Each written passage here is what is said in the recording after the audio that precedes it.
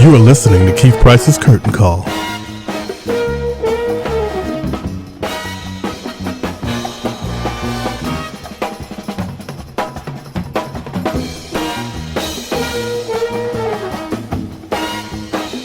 And we are back.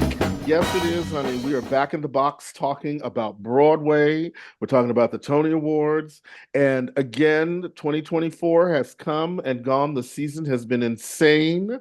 And of course, I cannot do this alone because this is our thing. I feel like we have a bond that's not going to ever be broken at this point.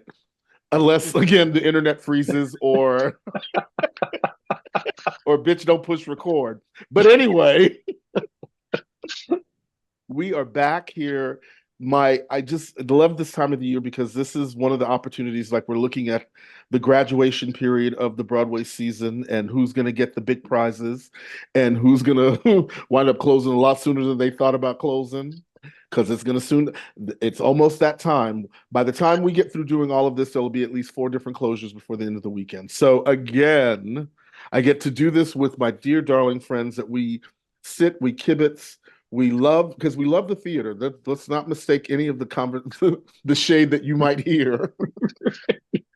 Let's preface that. Some of the shade that you may hear, you can go ahead and just know that it's coming from people who actually love the theater. And, we all have our own viewpoints. We have our own styles, the things that we like and love. But at the same time, we get the opportunity to share this with you guys as well as with each other, because we don't get to see each other that often. And when we do, this is one of the things that we wind up talking about incessantly. So why not record it?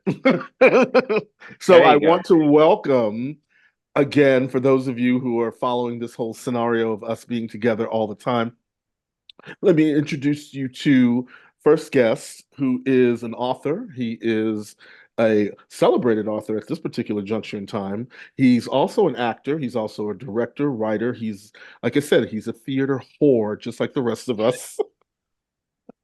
I'm not going to check in on his actual whoreness, but needless to say, for the theater, she will do it for a ticket. So, so let me bring you to the stage, my friend Greg Allen. Hi, darling. Hey there. Thank you. What a lead in. Thank you so much.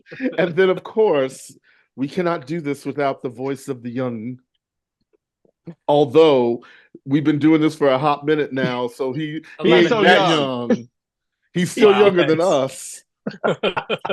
He is still younger than us, but he ain't that young. So, like, again, but he has the most amazing spreadsheet. Let's just say. He knows how to spread it all over that sheet. How you doing? Ew. But here, welcoming into the fold, as per usual every year, it's such a good kiki because he also brings an insight, because he's got a little bit of the inside dish on some of this stuff. And it's always kind of fun to hear that. Like, wink, wink, nudge, nudge, certain sources say. But again, he's my young, darling influencer, lover of the theater, actor as well, writer, doing his own thing. Ladies and gentlemen, my friend, Mr. Paul Winkler. Hi, Daddy. How you doing? Hello. Good. How are you? We're fabulous, honey. I'm groovy. So again, as soon as the announcements were made, we had to make our connection. And we are here again, ready to talk and do, because let's just talk about just the season in general before we go into any of this. So it's crazy. It's like the biggest season, and I was saying it's going to happen again next year. I think this is the new model that producers are like, let's bring in as many shows as possible, throw the spaghetti against the wall to see what sticks, and then get them out on the road. And you're right, several things are going to close the next month. Yeah. As we've seen, especially early in the season, most musicals have closed immediately, basically after starting to run, which is not a great trend, and not just this year. It's happened the last 2 seasons. But it's kind of a weird season, like in terms of musicals specifically. Like it's just an amalgamation, but like of what? I couldn't tell you. Well, it's like we had. Am I wrong? The thing is that we had a whole hodgepodge of. Yeah. We've got stage adaptations of movie musicals, turning movie musicals, from these books and these films. So we've got at least 3 or 4 of those this season. Then we have a jukebox scenario that's going on right now, especially with Alicia Keys, which we'll talk about that show, Hell's Kitchen. And then you have some of the revival energy that's come back, and it's interesting the choices of revivals that have made the list and some that didn't. We'll talk about that later. And at the same time, too, you know, it's like of the shows that were revived, did we need to see some of them again? That's, you know, that's one of the big questions that I always ask, because there are lots of really great musicals that I would love to see come back, but do we really need to see them? That's the big question. And so again, we are going to Why'd get you look at down to Spamalot when you said that? Actually, I was looking at Cabaret. Oh. And you know, and Paul is right about longevity. I went back and I looked since 2020, before we went the pandemic. The only shows that for running, Six, MJ, and Juliet. And then Kimberly Akimbo just closed, and A Beautiful Noise is closing soon. But that's it. That's the only ones that have continued going. Yeah. Everything else comes and goes. Everyone comes and goes. But again, you know, as a business model of them coming and going, I mean, if they're going to do it with cast albums, then I'd be thrilled with that, because if they're going to go out on tour, then it's going to be kind of like for us, Greg. Well, when we were children, Greg, puff, puff, when those shows that were on Broadway would tour, but it would be like they would have a show stuck in the house, and then there would be a tour that's going around the country at the same time. And then there's the cast recording that everybody can have access to. And we are all, you know, like pigs in poop, you know, at our local theater or whatever our regional theater spaces are, getting to see these big Broadway productions. And so, I mean, it's interesting to see that that's kind of where they're moving to. But then if it means that it makes the theater more accessible to other people outside of, you know, us East Coast elites, puff, puff, you know, or the folks that really can afford to spend the money to come to see Broadway. Because, I mean, we kind of have ways of getting to see things, you know, either for far less than most people are paying, or sometimes just straight up for free. And so, you know, we are in a rarefied spot. And so I appreciate the fact that not only we get to do that, but I also love the fact that we're going to get to share how we, you know, we get to go see Broadway. Come on now. Let's be for real. You just said I saw you. Too. What? Oh no, I saw you at the Reno Sweeney Todd. Yes. I love joke there. Anyway, you're so funny. Oh, you know. No, you said accessible. You said about making it accessible, and I got to say, I decided this year. I just wrote an article about this, that I want to change my mindset and say, okay, stop judging Broadway the way it used to be. Right. As I get older, I need to keep up with the times. And one thing I can say about this season, there's something for everyone. Amen. I may not like everything out there. Exactly. And the three of us may not agree on what our favorites are, but I really stepped back and I went, wow, there truly is something for everyone this season, you know, no matter what you're looking for. So I think that's a plus, because then not everybody gets to see everything like we try to do. Right. So there are people picking their favorite, and I'm like, oh, great. There's something that they can go see, whether that be a jukebox musical or something original or a revival. I mean, you know, if there's something that tickles their coochie box to go see, then let them go see it, you know? So again, you know, we are approaching what we love to say is the Super Bowl of us in terms of our love and devotion to the theater. We're going to have our Tony Awards. They're scheduled to be happening. When is it again? Because Ariana Debose. Yeah, tell me, darling. Because I got it right here. It's the 77th Annual Tony Awards, televised June 16th at Lincoln Center's David H. Koch Theater, hosted by Ariana Debose. It'll be on CBS and Paramount Plus at 8 p.m. And then the pre-show, the Tony Awards Act 1, is on PLUTO TV at 7 p.m. Okay, so we're going to 77. Wow. Keith, were you at the first one? No, I'm just kidding. Ooh, you would have been before me, meow kitty. Leave meeting. I believe your birthday is before mine. Oh no. We're at the part of the season where every show is announcing a cast album. Right. Although oddly, some of them are coming in like July, which is weird.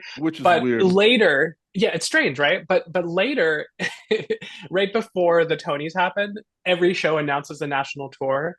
And that's great and wonderful, but the irony is that a lot of them don't actually plan to do it. They're just doing it for the Tony voters to be like, hey, we're going on tour. But then if you look historically back, it's like a good portion of them never ever really go make on it. Tour. Isn't it awful? But again, Yeah. the thing is that those are the people who my understanding now of the Tony situation is that it's a lot of the regional theaters are the people who wind up voting for best musicals and best plays. And when they're looking at them, they're looking at them from the perspective of how could this show fit in my house without us having to rip up everything and do like a Here Lies Love space in order to do this show. And then have it turned back so that we can have all these other shows come in. And, that explains why some shows might have won. I'm just, Kimberly Akimbo once. Remember once? Well, there's definitely trends this season because we saw Here Lies Love and Cabaret redo the theater. And then the other trend, which we'll talk about later, is that there's a lot of co-directors or co-writers or co-score, so that's I don't know if that's just this moment, but it's been happening for a few years now for sure. Oh, I love it. All right, so we're going to dig in. We're going to start it off. We're going to be looking at the performances and the properties as they roll up the list, and then we're going to have a whole section about the technical stuff that we're going to do our own version. We'll give the techies, and then we'll do the performances. And so we're going to start off with, though, come on now, let's talk about the best performance by an actress in a featured role in a musical. Take it away, Paul. You got the list? Shoshana Bean, Hell's Kitchen, Amber Iman, Lempicka, Nikki M. James, Stuffs, Leslie Rodriguez, Kritzer, Spamalot, Keisha Lewis, not Evans anymore, Hell's Kitchen, Lindsay Mendez, Merrily We Roll Along, BB Newirth, Cabaret. This is where we have two of the alphabas in this category. two Another one alphabas in a different category. Two alphabas. Velma Kelly, Trixie the Aviator. Are you going to say your favorite or who you think will win? Let's do both. So, honestly speaking, because I love her so much, and I loved watching her just glide across the stage and be a ridiculous hot mess and be on point and a voice, loved me some Leslie Rodriguez Kritzer. I also I've just seen clips of Amber Iman. And yes, she's kind of turning it too. But I think who's actually going to wind up winning will either be Shoshana Bean or Keisha Lewis, because right now everybody's on fire for Hell's Kitchen. These people are on fire. I'm gonna say I want Amber to win. When she came out on that stage in this show, I'm like, holy crap, get her back on she stole the show for me. But I think Shoshana's gonna win. I think, I don't know. And Shoshana, she made her debut in the original cast of Hairspray, and until last season, she hadn't been on Broadway in a million years. And so I think anytime she's going to come to the boards, they're going to give her a nomination because she's a big star and a draw. So I could see them, being favorable to Shoshana. I will say BB Newirth was one of the only people I liked in Cabaret.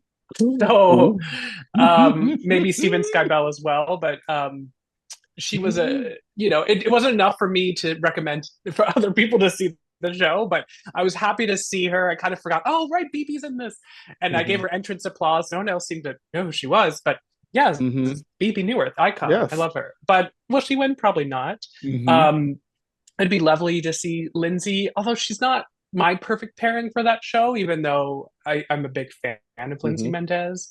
And I think Nikki M. James is, just happy to be nominated. It's just there's certain shows that people are not going to vote for, like Subs, I would say. You think? I mean, we'll see. There's 3 Tony winners already in that category. So interesting that category is that big. And they ignored, I'm going to just say it right now, The Wiz got robbed. We'll talk about in the different places in my mind it got robbed. But this particular category, in terms of a featured role, the Deborah woman Cox that could have been in this category. Deborah Cox could have been in this category, but Christina Melody, Santos. but no, Yeah, but Melody there's a bunch. Betts, Melody Betts as Eveline. Mm. If it is all about, you know, how, you know, they love to I give saw you her that one understudy number. the night I went. It was the understudy went on. The understudy's good. She's really good, but there is something about when Melody starts that song and just moves through that song, and then the rest of the ensemble, it is a full-on gospel number, and it's huge and it's beautiful, and the voice is, forget about it. Just forget about it. And so when I think of like a show where one number is the number that gets that person nominated, that's the show that should have done it for her. But unfortunately, they did not listen to me. So we're gonna be stuck with a fabulous category that's stuffed with really great, talented people. But I feel like it's gonna probably be Keisha Lewis. This will be a good love for her, and you know, for that show. Shoshana Bean, she's gonna be fine. Leslie Rodriguez Kritzer. She this is her first nomination, which is so shocking. Also, like, was totally robbed for not getting nominated for Beetlejuice a couple seasons back. But she is like a lifer in the Broadway world. Yes, she's gonna be working. Think of who originally won the Tony for this role. What is her name? It was so long ago, but I was gonna say Nikki M. James. Yeah, but no, Sarah Ramirez. Sarah Ramirez, yes. And Sarah, like, could have had this huge Broadway career, never came back to the theater, which was really interesting. But she, you know, did Grey's Anatomy, etc. But I'm just happy that she's nominated finally. I don't know why it's taken so long, because she's iconic. But she's fabulous. She's fabulous. Yeah. Well, let's move on now to the best performance by an actor in a featured role in a musical. Roger Bart, Back to the Future. Joshua Boone, The Outsiders. Brandon Victor Dixon, Hell's Kitchen. Sky Lakota Lynch, The Outsiders. Daniel Radcliffe, Merrily We Roll Along. Steven Skybell, Cabaret. So I have some missing from this one. Okay, like you were talking about there, because Paul Alexander Nolan, I thought, is the best thing in Water for Elephants, and I really thought he would show up here. And then for Illinois, like Ricky and Ben, just those two names completely left off. I don't think the nominating committee even thought in terms of the performers from Illinois as separate entities. They just see it as this one whole big ensemble conglomerate. Yeah. So I went with Daniel Radcliffe in this one primarily. This is like his fourth or fifth time on Broadway. He's never won. He's never been nominated. And he has a big he's really not happy about that, but I guess he's happy now. And he said he wants to do another musical, so you know, cover your ears. But in 10 years. You know, Roger Bart, good for him for getting in this category. The show got bupkis, even though it's the biggest success of the season. It's been running since the summer. Since the summer. Yeah. It's obviously a commercial entity. Stephen, I think, like I said before, was him and BB were definitely the better parts of that show, but I don't think would be the standout in this group for sure. What do you think? Who's your pick? Well, again, like I said, the butts of Hell's Kitchen is being kissed. So I have a feeling that Brandon Victor Dixon may be the one that walks away with that out of that group. I loved him in it. I mean, he was I thought it was but again, like, you know, Back to the Future, like you said, it's a commercial project, so Roger Bart, good luck with that. But you know what? Honored to be nominated. Well, honored to be nominated. And he's a Tony winner, you know. He's going to enjoy the ride of all of this, and that's a good thing. I have yet to see the Cabaret at the Kit Club, and I hear that it's... Don't pay for it. Again, it's more about the experience than it is the show. And so I don't want to spend all that money on no experience. I need to see some stuff. I want to hear some singing. I need a cabaret. I need my bye mine. What is it? By Lieben hair. Mine hair. Mine hair. I need something popping. Don't give me crazy. We should also consider that The Outsiders has 2 in this category, so they do have a higher percentage of potentially winning. Did you see that? I'm I seeing haven't it in had a 2 chance weeks. to. I haven't had a chance to see it yet, but everybody seems to be all on it too. They're like, "Oh, it's really great. I really enjoy it." I'm like, "Okay, You know, do you, Hell's baby?" Kitchen got more nominations, but Outsiders, I feel like, has maybe a better chance of being successful with wins potentially. And I think that's also because it's not a jukebox musical, but I don't know. Right. That's just my 10 cents with that. Well, you know, again, it's that thing that we look at is like, are we going to give a jukebox musical the best musical, or we're going to give something quote unquote original? So we'll see how that turns out. Now, best performance by an actor, by an actress in a featured role in a play. Hit it. Okay. You said actor?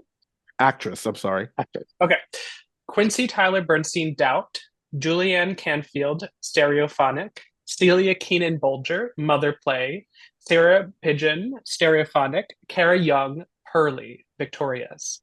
And just a note is that Kara Young has been nominated for the last 3 seasons. So this is her third nomination for 3 shows that she's done. That's pretty remarkable. Every time she does a show, Didn't like she her gets nominated. Every time she does a show, she gets nominated. But then the thing is that the shows are not open when the nomination process would really be important. Like, however, Pearly is going to be on PBS at the end of this month. So if the Tony voters tune in, they can catch it there. Very smart. Okay. You better shut up, Jeffrey Ross, Jeffrey Richards. Yeah, that's part Richards. of that. Yeah. Uh-oh. Did you see Pearly? I did see Pearly. Yes, I did. She was definitely making choices. Yeah. I don't know if I liked the choice. I would say it was a lot. It was a lot. But you know, it happened, and she got a nomination. So good for her. Can't sweat it. I liked her in it. I had a problem understanding her all the time. That was my issue. But I really liked her a lot, because I actually was torn today between marking her as the winner or Sarah Pigeon from Stereophonic. Of the 2 women, she has a larger role of the 2 women. Would you just saw you didn't like that show? I was going to say I did not like that show, but the actors were incredible. I think all of them. I thought the acting was superb. I didn't like the show. Okay. I mean, again, never their fault. They're doing what they're told. Right. You know, as an actor, you just do what they tell you to do. You can blame the Celia director. Keenan Bolger is in Mother Play, nominated in this category. And somebody at the theater was like, "Oh, finally, we'll get to see Celia in an adult role." And then the show starts. It's like, "My child is 12 years old." And you're like, "Oh, darn it, she's playing a child again." Always. I mean, but I do enjoy her. I do enjoy her. I see, you know, for me, having only seen really Kara Young and being a fan of Kara Young's, I would love to see her get this. But I again, you know, I'm still thinking about what's playing. Celia Keenan Bolger already has a Tony. She's in a play that has Jessica Lange and what's his name, Jim Parsons. And so it's Tonys amongst them, Emmys amongst them. It's a very high profile kind of show that, you know, again, will do well. It should do well. So, I mean, I would bank on her walking away with the prize. I would bank on her. But I think Kara Young will be the, for lack of a better term, the dark horse in that category. I said it. Yeah, I said it. You said it. All right. How about now best performance by an actor in a featured role in a play? Will Brill, Stereophonic. Eli Gelb, Stereophonic. Jim Parsons, Mother Play. Tom Penica, Stereophonic. Corey Stoll, Appropriate. Now, who saw Appropriate? I did. I really liked that play. I heard it was. I liked Corey. I would have said Corey until today. I changed my opinion to Will Brill. Will Brill is so good in this. And did you guys watch Fellow Travelers? Yes. Yes. So he played Roy Cohn in that. Okay. I cannot believe it's the same man. Completely. He plays this Brit in this. I did not even know it was that actor. He is really, really great. A fine actor. We love a chameleon. We love a chameleon. Yeah. Such a chameleon. I came home and looked at it, I'm like, there's no way that was the same man. So Okay. I'm going to go Will Brill. All right. The thing about Jim Parsons is the work he's had done, it's hard to look at his face. Am I alone in this? There was a movie I saw with him, and then this. I'm like, oh, what? It's just uncomfortable. Yeah. Well, I guess he's got that TV money. I don't know. Good for him. TV money, but not the best plastic surgeon. I Anywho, guess. I don't know. I mean, I love posters. Corey Stoll. Corey is. I mean, he's one of the best actors we've got. Just and he's hot. Sorry, just had to throw that in. He's wonderful and appropriate. He really is. Well, all right. I'm going to throw my money at appropriate because that's one of those silent shows that everybody's been talking a lot about. That his move, it went from the Helen Hayes to a bigger theater. So clearly the buzz it's popping, and so I'm going to shout out for that. All right, and let's see here. Let us do. Move along. We got 5 minutes. Yeah, right. Best performance by an actress in a leading role in a musical. Eden Espinosa, Lempica, Malaya the lead in Hell's Kitchen, Malaya Joy Moon. Yeah.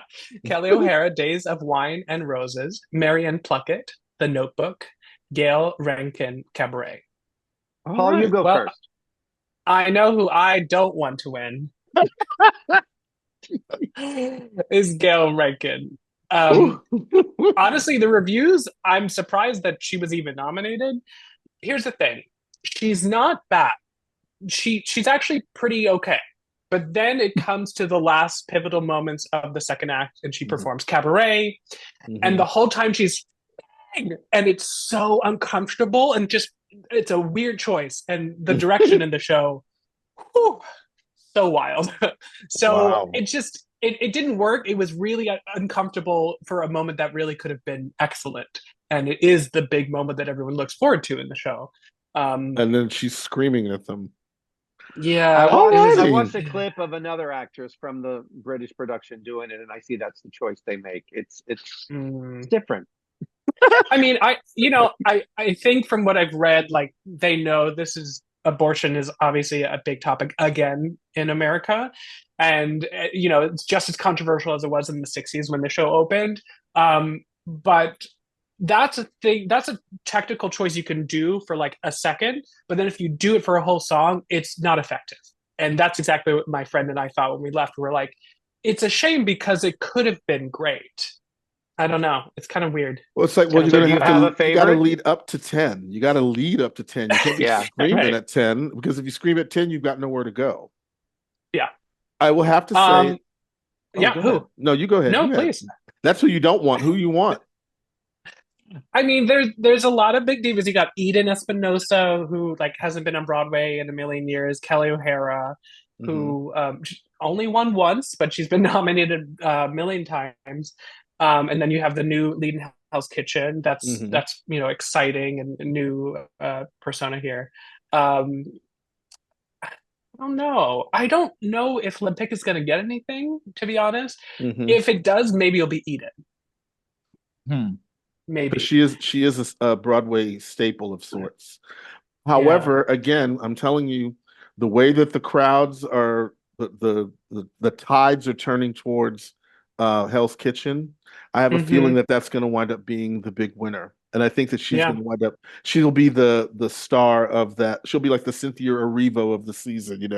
That name that nobody knew until after that show, and then you're like, oh my God, she's amazing. Right. I want Marianne Pluckett to win, but she won't win. But I freaking loved her in The Notebook. Yes, she broke my heart. She was so fabulous. Of all of these women, listen, I saw Days of Wine and Roses. I did not buy Kelly. I love Kelly O'Hara. I did not buy her as the crumbling alcoholic. It just didn't work for me. So I think you're right. It's going to go to Hell's Kitchen, but that's not who I want. Well, for me, I would give it to Hell's Kitchen just because I'll go in with the trend. No, stand up for yourself. But like in terms of the show itself, like Miss Michelle should have been in this category, but she wasn't from The Wiz. I think she's adorable. She's fabulous. She sings well. Oh, Blah blah blah. she's All gonna of be a that. star. She'll be a star without, and she doesn't need like they don't need the accolades. They need the money and the butts and seats more so. So as long as the butts and seats keep popping, I won't be as mad. But They're Okay, making Keith, him. They're I bringing in know- $1 million every week. So. Yeah. Yeah, Keith, what is your take? Why, in just a quick word, why do you think the show was completely shut out, The Wiz? Because we already have a show that's reaching the quote unquote diversity inclusion energy with Hell's Kitchen, and having something that's all black is probably going now. It's sort of like we're trending towards everybody's inclusive now. It's, you know, when you see that show, there's a lot of mixed energy in that particular show, and I think that that's what's the appeal for, I should say, the white Tony voters, because you know they can feel comfortable voting for Alicia Keys because she's great and it's a wonderful show. All right, so now we've done the leading actress. Let's go now to the best performance by an actor in a leading role in a musical. Brody Grant, The Outsiders, Jonathan Groff, Merrily We Roll Along, Dorian Haywood, The Notebook, Brian DRC James, Days of Wine and Roses, Eddie Redmayne, Cabaret. Two Hamilton Kings in this category. Oh my gosh. People forget that Brian was the original. I'm not sure, you know, you do. Yeah. Well, Well, this is another situation where I do not want Eddie to win. It's all about Jonathan. Jonathan. When I saw Merrily, Yeah. I was blown away by him. Blown away. Wonderful. I absolutely loved him in this role. He made me cry. He made me feel everything. I want him to get this Tony so badly. But I mean, you know, you got an old stalwart that just showed up out of nowhere after a long time, Mr. Dorian Harewood, who I didn't see The Notebook yet. But I hear he's wonderful, and I do have the cast recording for that if anybody wants to. Oh. But He is wonderful, and it's kind of sad he got the role because the other guy that did it out of town passed away. That was sad. You know, one person's sadness is another person's Tony nomination. I'm just, you know, what I mean? Like, it's one of those examples, as I've always been told, is what's meant for you is meant for you. Eddie's performance is really strange. He starts off the show, I want to say, doing an impression of an autistic character. That's the only thing I could think what he was doing. And a lot of people agreed, but I couldn't tell you what it was. I'm not a fan of his in general. The audience definitely, I think people are coming to see him because they really like him on screen. But yeah, if he wins, I'll eat my shirt. Please don't. No, don't give him the award. I would love to see Jonathan. His first nomination was about 20 years ago in Spring Awakenings, yeah. And he hasn't, this is really his second show back on Broadway because he did Hamilton and then this. So he hasn't done a lot of theater, despite you think of him as the musical theater person. Right. But he's done a lot of film and TV, etc.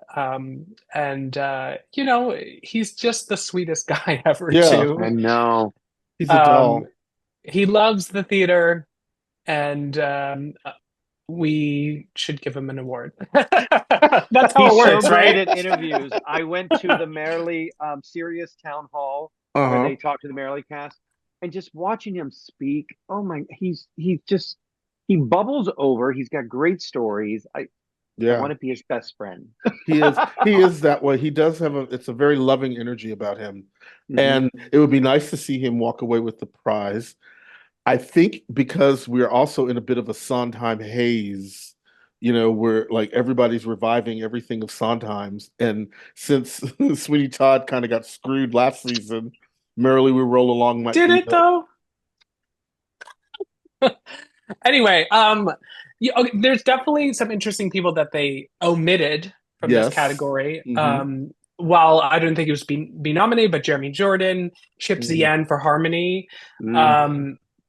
And then you have a lot of people, this is so funny, we're campaigning for Justin Guarini for Once Upon a One More Time.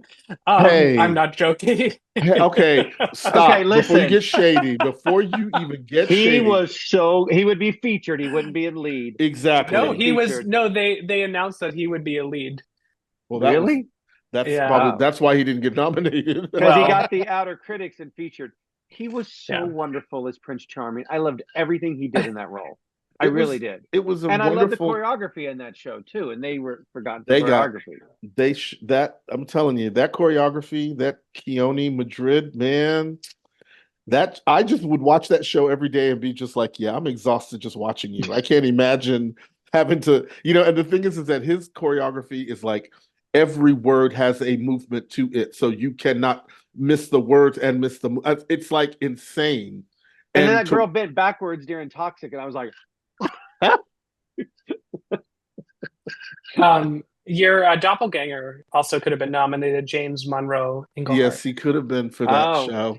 none of those Yeah. guys got None of them. anything. Yeah, just Leslie. That's Just it. Leslie. But you know what? She made a pitch for herself in the show to get the Tony Yeah. nomination. So there you go. Don't be mad. She got what she asked for. How you doing?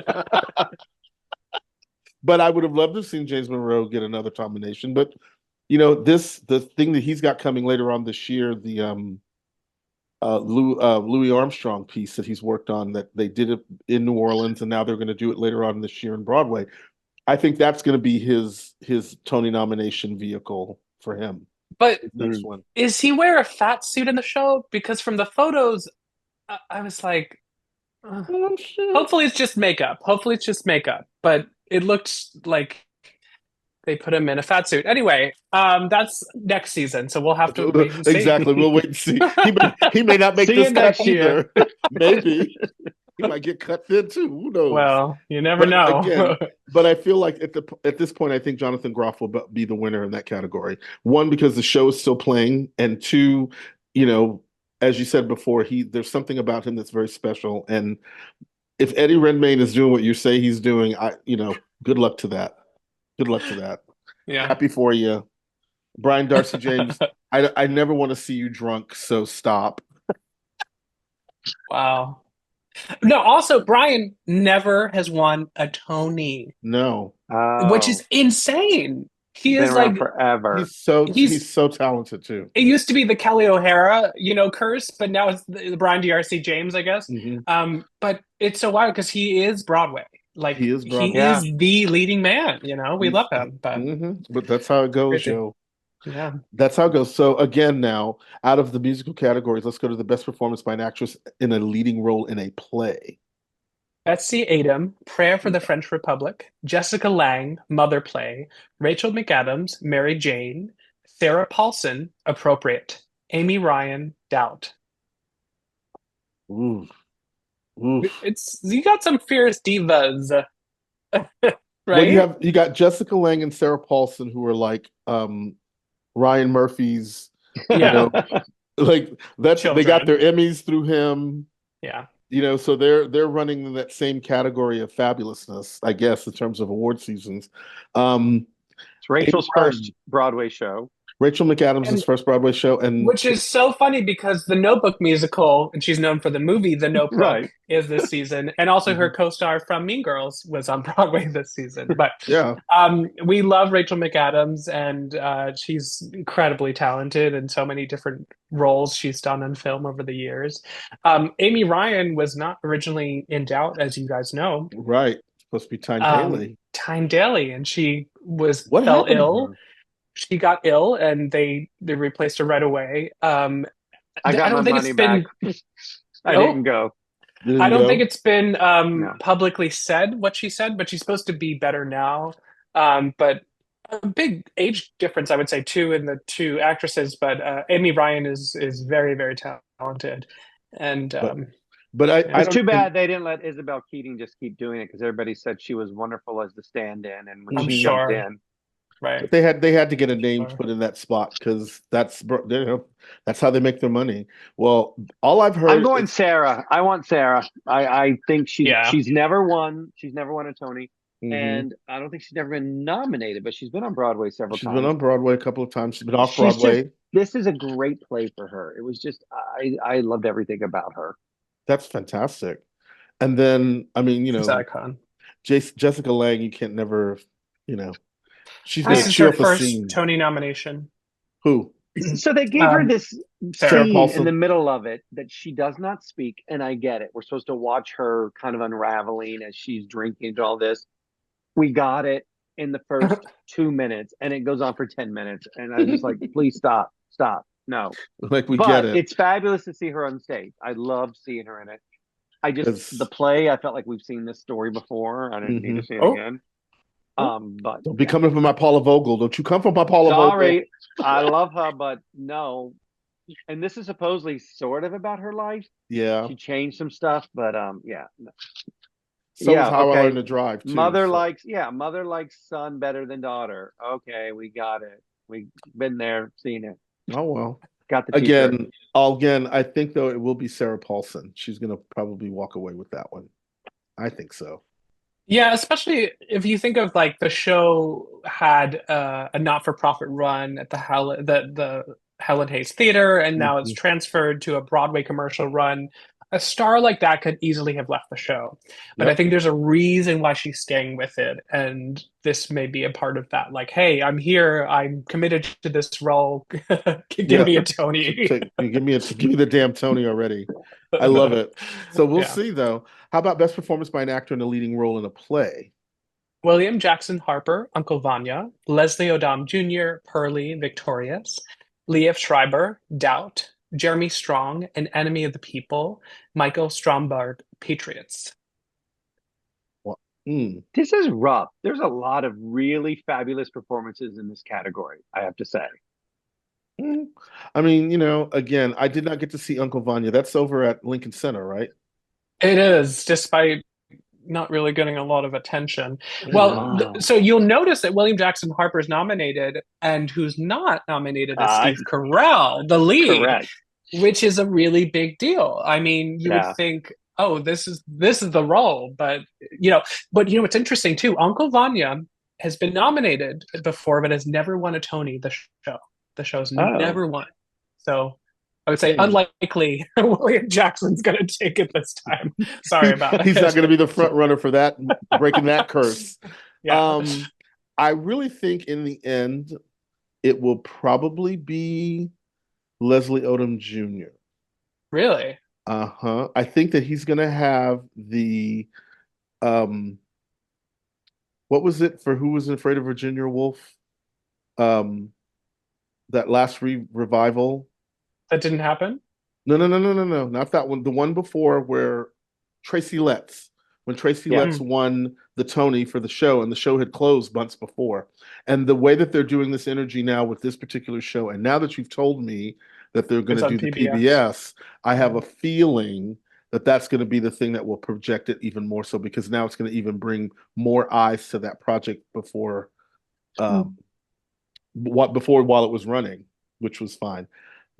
So yeah. I'm going to go Jeremy Strong for Enemy of the People. And I have to say, he created the most nebbish character that was so different from what we saw him do 4 seasons on Succession. Like night and day different. And I was really, really impressed with him. So I'm going to go with Jeremy. Michael Stromberg, if I'm saying his name right, Stolberg. He was walking by Central Park a couple weeks ago, and someone threw a rock at his head before the matinee. Yeah. So, yeah. He was like one of 3 Broadway people that have been attacked now. In the same, 2 to 3 days. Anyway. It's like, just buy a ticket already. Why are you beating up people? Yeah, it's I don't really know who's going to get this category. I mean, Jeremy is also just coming off Succession, and he did win the Emmy, not recently, but he did win for that. And he's definitely probably the freshest in people's minds of like, oh, we know this star. Liev has that, but not as much at this moment. I don't know. We'll see. All right. It's a toss up then. All right. Now let's get to the nitty gritty, babies. Let's Yeah, where are you talk. going? We're going to talk starting now with the best revival of a musical. Oh no, this is the Oh, category. This is the I'm a fight somebody category. Yes, sir. Okay. Cabaret, Gutenberg, Merrily We Roll Along, Tommy. So as you may know, if you have been listening to this podcast, Spamalot and The Wiz were omitted from this category as the only other two musical revivals of the season. And again, in a category that has room for 5. I think it's the amount of shows though, because the how the rules changed in 2019, they nominate based on how many eligible shows are. Well, but all of these shows were eligible, weren't they? Spamalot both and The Wiz were both eligible. No, I mean based on like how many. Okay, so because there's 6 shows, 4 would be the number. Not to say that like Gutenberg couldn't exchange for The Wiz or something like that, but I think it's just a numbers game in terms of how few revivals there were. I guess so, but The Wiz got robbed. I'm sorry. Nothing.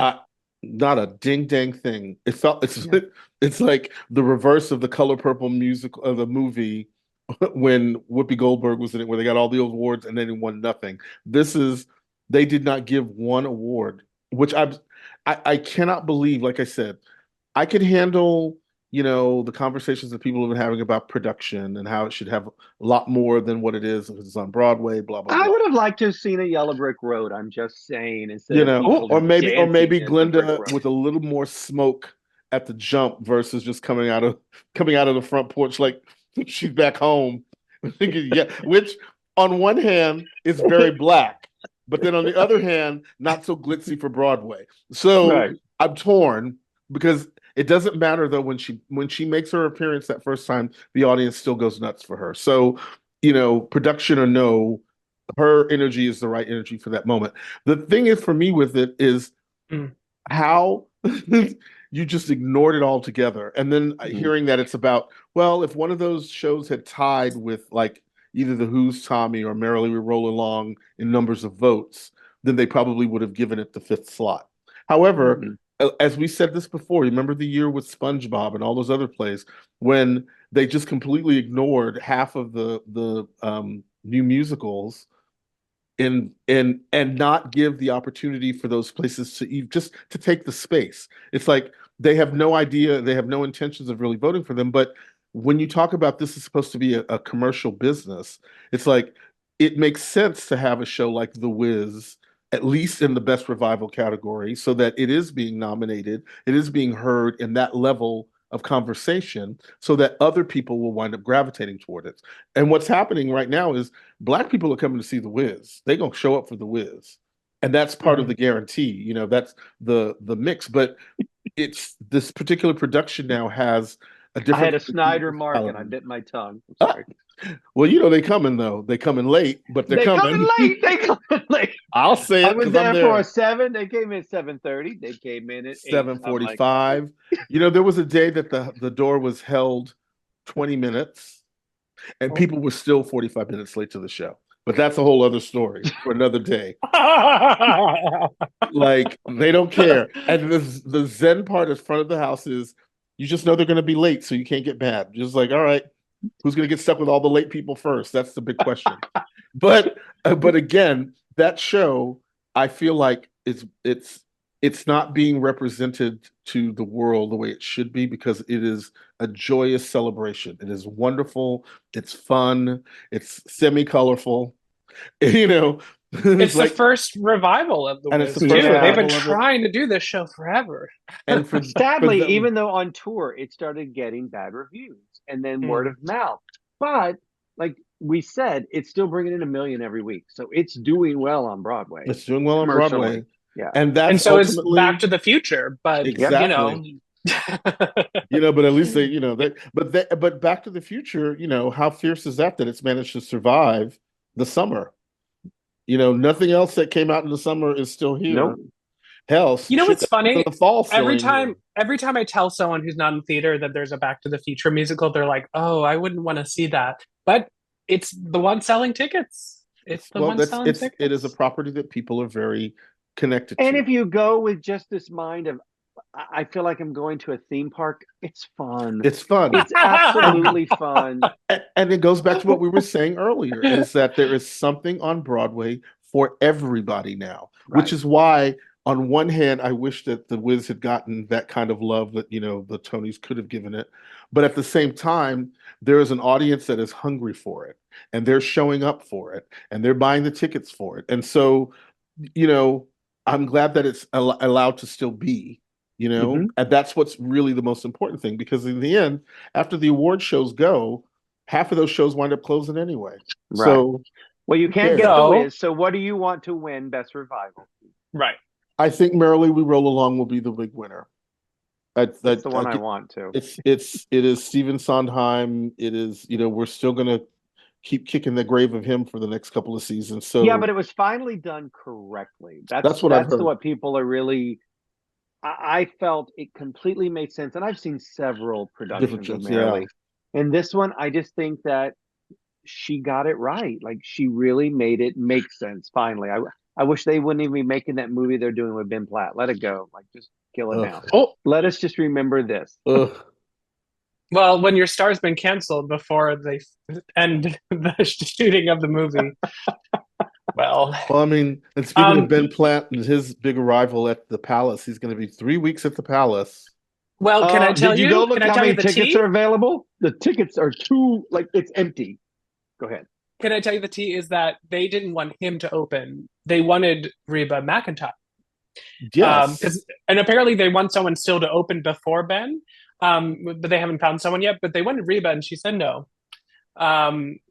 But there was an article recently where he's like, Judy Garland's been talking to me, and like, what playlist is this queen on? Honey, and if she is talking to you, she's telling you to stop. That's what she's probably telling you. Cut it out. It needed to be a one night, a one weekend. This 2 weeks is ridiculous. And they've got to be kicking themselves. I know we shouldn't be talking about this, but I did. I went and I looked at each day. It's just empty. So many seats that you can pick from, like, on every day. Well, but hey, his father is a big time producer, and I'm sure at some point, that room will get filled. It will get filled. If nothing else, it'll get paid for. No, entered the shady honestly, part of the conversation. Exactly. He, as much as I don't like him, he is beloved by audiences. When I saw Parade, like, every time he was on stage or did something, he would just get this like Daniel Radcliffe type of expression. So I may not share that, but some people like it. But it goes back to what we're saying. There's something for everyone. I've met him. He's very charming. He's very fun. He's very sweet. I love that his eye shut like when he was singing. No, okay. And the I'm shade sing continues. for myself. Okay, yes, Merrily We Roll Along. It's the obvious choice in this category. It's not going to be Tommy. Plays, though. It's not. The plays is not obvious. I think the way I think that the musical is, but we go to play revival. It's not so obvious. Well, interesting. Well, for best revival of a play, we have Appropriate, An Enemy of the People, Pearly Victorious. I'm happy with any of these, honestly. They left out basically Dal and Uncle Vanya, which which probably falls under the same category of it didn't have enough votes. But it's kind of funny that Dal didn't get, because they have like the most actor nominations, it seems. Yeah, 3. But I don't know. Oh well, we can't be there. For okay, that. wait. But we need to talk about the really big elephant in the room in this category, because Appropriate, a lot of people thought it would be original play. That's what I thought too. It should. And because it's in the revival category, it's default going to win, I think. So why was it put in the revival category? Because it was produced years ago, originally, and it has been done regionally. And that's Okay. usually the criteria to say, oh, For no, it. no, this has not been on Broadway, but this is a revival in Got terms it. of. Okay. All right. Yeah. I'm not mad at that. And Yeah. because of that, it probably will walk away because isn't Enemy But of the they People still playing? make up their rules because like Thanksgiving play had the same thing, and yet they put it in an original play when it was up, Yeah, they Oh. and probably it had didn't. played regionally. Well, they probably wanted to Oh. say, okay, now we have the first like native playwright, although Right. it didn't get Mhm. nominated, right? Nope. Am I mistaken? Yeah, But Nope, they it did put not. it that they let it be nominated. Right. They put it into that in Made it that to be category. category. eligible. But So they Well, make I up put whatever my rules they want star to as make next up. to appropriate. But if the other two win, I ain't mad. you're not mad. All right. I'm thinking it's going to be appropriate. And like I said, appropriate with Sarah Paulson for the Yeah. win. I think that's how Bam. it was. I think it's All great. right. All right. Well, let's look at the best play. Okay, so we have Jaja's African Hair Braiding, Mhm. Mary Jane, Mhm. Mother Play, Prayer for the French Republic, and Stereophonic. And let's have a big round of applause for Manhattan Theater Club. Yes, Had sir. 3 of these plays in Plays this category. in this category. Crazy. Yeah. Let me just tell you, their Tony party is going to be real cute. How you doing? Yeah. I'm sure Keith will be there. He will Of manage course to I get will into be there, that one. baby. Yes, Lord. What was Yes, left Lord. out in terms of new plays was The Cottage, Grey House, I Need That, and The Shark is Broken. And the shark is broken. So But I saw Grey House last summer. You whenever loved it. came out. Yeah. It was the freakiest thing. And all I said was, please remember them technically come Tony time. And they did, except for the Mhm. set. Right. But it was the craziest technical horror play, weird ass play. But I know why it got left off of this list because a lot of people had a lot of issues with the play itself. Mhm. But looking Well, at it, it was it the shuttered cool right thing. away. Yeah. Yeah. But I love that. Well, again, MTC 3 for 5. Don't be mad. Do not be mad. No. I will say, having worked 2 of those 3 plays, I really loved Jaja's African hair braiding. However, as I was watching it, all I kept thinking was this is clearly the first half of a 2-parter, the way it ended. Mhm. B, it was set up in such a way, the way you saw it, it like felt like we were about to get beauty salon. You remember with Queen Latifah, but we're going Oh, to have yeah. it with all of these Africans from these different countries representing and doing things. And it was really wonderful, at least for as a person of color, to see another aspect of our culture that we don't know about. And to see this is like these are some of the originators in terms of the culture. And watching it with women and the dynamics between, African Americans and Africans, it's like it's all one big wonderful hodgepodge to me. But again, I have a feeling that it'll either be Prayer for the French Republic, because everybody loved that play. I didn't get to see it, but everybody loved it, or Stereophonic. I probably I would thought like it would it to have be been Prayer. I like Yeah. it to be Prayer, but I think it's going to be Stereophonic. I saw Prayer off Broadway, and then I went back and saw it on Broadway. That's how Mhm. much I enjoyed that one. So Yeah, because it had more hype, but now Stereophonic has more hype. yeah. So it's so interesting how that happens sometimes. It's just when the show opens. But And if it's in your mind, but I mean, that's but a the big fact, factor. but you got to give it to MTC to have 3 shows, 2 of Yeah. which have closed, Right. one of which has been closed for a long time, and for them to still remember it, that's big. also, I would say, because of those producers that are working on Jaja's, because that involves LaShawns and Mhm. Taraji P. Henson.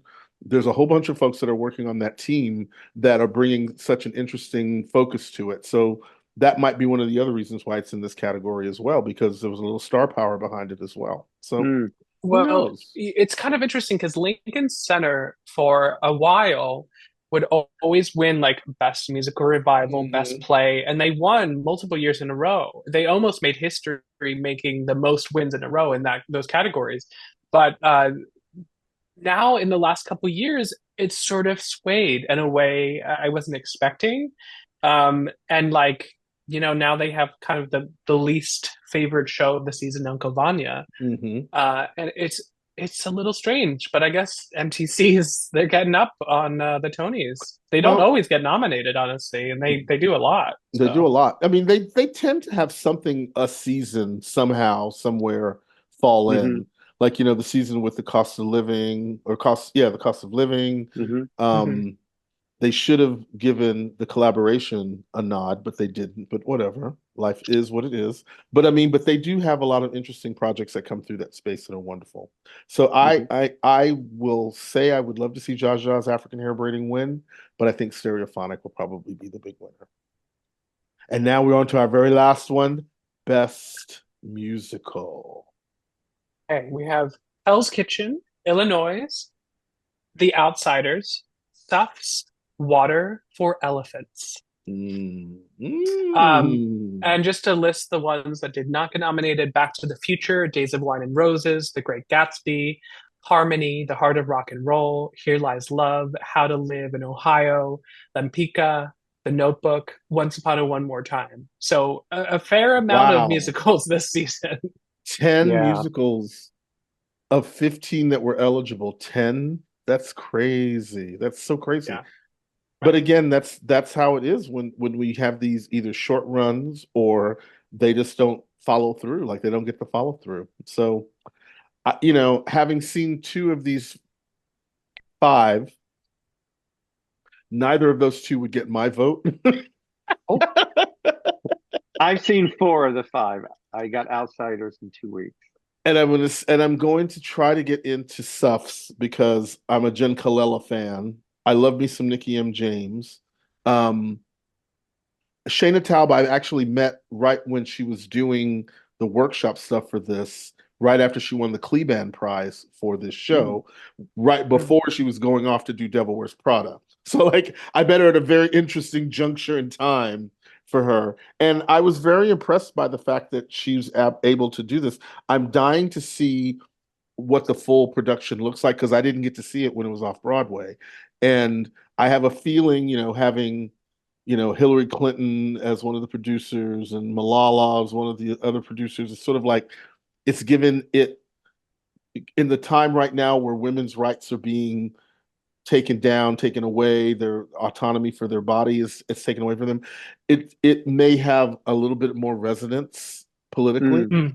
So maybe there's a chance that it might survive. But as I said, everybody's licking the heels of Hell's Kitchen. So when I walked into Suffs, I finally thought, a score that feels more like a Broadway score we're used to. Meaning I could hum those songs. I knew where they were going and it was pleasing to my ear. So much of the new stuff, and I'm not dogging it, but when you go to Lempicka or Water for Elephants or The Notebook, it's very different. There's a very different sound to the new composers now that my old BMI musical theater workshop composer ears and is not used to. And Suffs gave me that. I'm like, this is really nice. She writes like what I'm used to hearing, and it feels appropriate for the time period. She didn't try to write a pop musical with all this turn of the century stuff. So I was impressed with that. She's not doing Suffs the rap show, you know what I mean? Like, I wish it was a different name. I don't love the name of the musical. It's not the best, but Suffs. But I mean, it captures what they're doing. I'm going with Illinois. Illinois is the only thing I saw this season that jumped off the stage, grabbed my heart, and made me feel so many feelings that I walked out of there high. And I walked out of there and I didn't want to leave the theater. I wanted to stay in this environment they had created, and I just wanted to soak it in some more. And I noticed it early on. A tear was welling up in my eye, and I'm like, wait a minute, that's from Joy. This man is giving so much joy at the end of this one number. And I knew nothing. I knew it's going to be a dance show, and I'm going to feel stupid, and I'm not going to know what's going on. You totally get what's going on. They put this journal diary inside, and I'm reading. I'm like, oh, okay, that's telling me what I'm about to see. Okay. And it's this therapy session through dance out in the woods with people. And then all of a sudden you're crying out of the angst and the grief on the stage. So it gave me more feels than anything did this season. Many people I talk to, I know are getting the same things. And then I hear from some people that they're like, yeah, it wasn't for me. So it didn't get as much love as I expected it to get for Tony Noms, honestly. But I'm putting all of my eggs in that basket. Okay. And I'm not a dance guy. We all know that. But what about you, Paulie, darling? I don't know. Yeah, I like I said this before. I think The Outsiders has a chance. Hell's Kitchen possibly as well. I like to vote, even though I'm not a Tony voter, for the for the musical that has an original score versus jukebox musical, which Illinois would be the controversy of like Contact winning, which Right. it's happened, but it's been a long time.